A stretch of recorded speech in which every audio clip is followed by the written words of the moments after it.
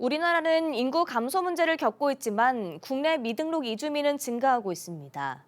이들을 사회 구성원으로 받아들이고 정당한 노동자로 안착하도록 하자는 의견이 제시됐습니다. 김태훈 기자가 보도합니다. 미등록 이주민, 고용허가 인증 없이 입국한 흔히 이야기하는 불법 외국인 노동자입니다.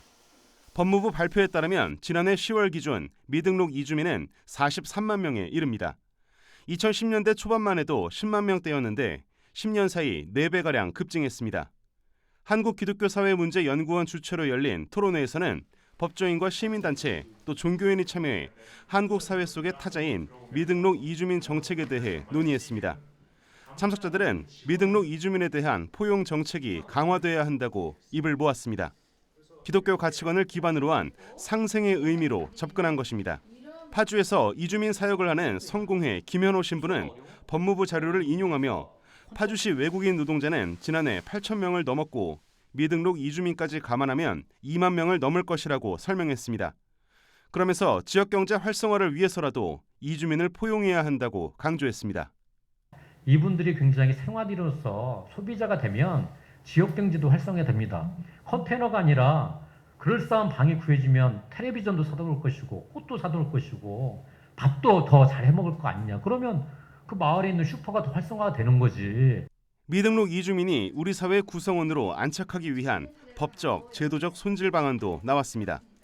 불법 체류자 단속과 추방이라는 원칙적인 틀도 중요하지만 미등록 이주민은 물론 자녀의 출생 등록 등 완화 정책의 필요성이 제기됐습니다.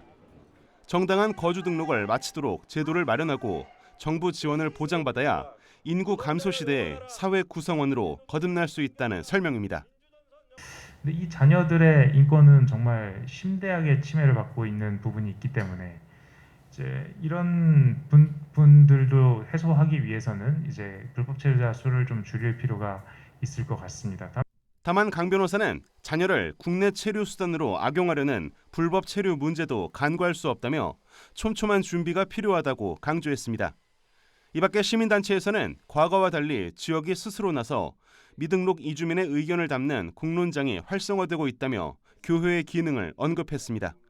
지역이 이런 문제를 함께 해결해 나가려고 하는 그런 이제 주체들이 형성돼야 된다라는 그런 생각에서 다행히 또 민중교회를 하시거나 이런 분들도 지역에 계시더라고요. 차 대표는 미등록 이주민에 대한 정책으로 스페인의 사례를 설명했습니다. 스페인은 단속과 추방 대신 이들에 대한 사면을 택해 내수시장 구성원으로 인정하고 있습니다. 이같이 환대하는 공동체로서의 접근을 위해 기사회는 정기 토론회를 열고 있으며 10월에는 100년을 맞은 에큐메니컬 운동의 방향에 대해 논의할 계획입니다. 구티비 뉴스 김태용입니다.